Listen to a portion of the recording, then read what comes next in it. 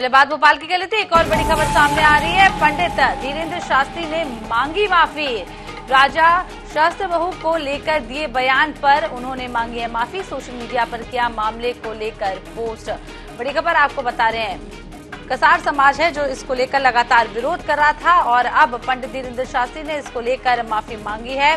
राजा सहस्त्र बहू को लेकर उन्होंने विवादित बयान दिया था और उस पर अब उन्होंने एक सोशल मीडिया के पोस्ट के जरिए माफी मांगी। लगातार 2 दिनों से उनके बयान को लेकर विवाद गरमाया हुआ था और कसार समाज के जो लोग थे वो आपत्ति दर्ज करा रहे थे। जगह जगह पर एफआईआर दर्ज कराने की भी मांग की जा रही थी। अब खुद धीरेन्द्र शास्त्री ने आगे आकर माफी मांगी है। इसी खबर पर ज्यादा जानकारी के लिए हमारे साथ जुड़ गए हैं विशेष संवाददाता अनुराग मालवीय। अनुराग, लगातार कसार समाज विरोध कर रहा था, अब पंडित धीरेन्द्र शास्त्री ने माफी मांग ली है, क्या कुछ अपडेट निकलकर सामने आ रहा है?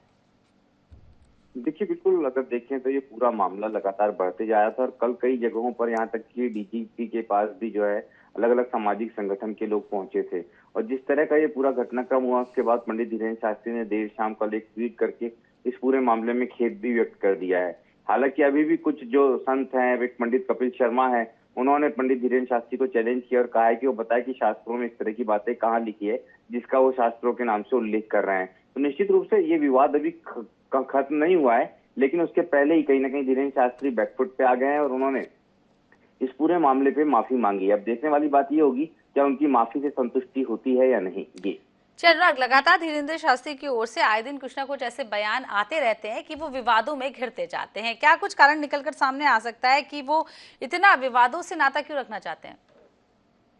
देखिए, पहले तो चर्चा में अपने आप ही बने रहते थे, लेकिन फिलहाल पिछले 1 या 1.5 महीने से, जैसा कि आप भी कह रहे हैं, लगातार वो विवादित बयान दे रहे हैं। कहीं ना कहीं राजनीतिक सरगर्मियों के चलते चर्चा में है और उसका एक बड़ा कारण ये माना जा रहा है कि 2023 के चुनाव करीब हैं और निश्चित रूप से उनके संदर्भ में यह माना जाता है कि वो भारतीय जनता पार्टी के अप्रत्यक्ष रूप से प्रचारक हैं या प्रचारक हो सकते हैं और शायद यही कारण है कि उनके बयानों को सियासत से जोड़कर देखा जा रहा है और विवादित बयान देने से चर्चा में ज्यादा आ जाते हैं, मीडिया में थोड़ा हल्ला होता है और एक कहीं ना कहीं उनका पक्ष भी जो है वो अपने आप में वो मजबूत करने की कोशिश करते हैं। तो ये तमाम बड़े कारण हैं, लेकिन बाद में बैकफुट पे आने से कहीं ना कहीं छवि धूमिल भी होती है। तो अब देखना होगा कि आगे धीरेन्द्र शास्त्री जो अपने बयानों को लेकर कितना स्वयं को नियंत्रित रखते हैं या फिर इसी तरह का उनका जो क्रम है वो जारी रहता है। जी अनुराग, बहुत बहुत शुक्रिया तमाम जानकारी के लिए।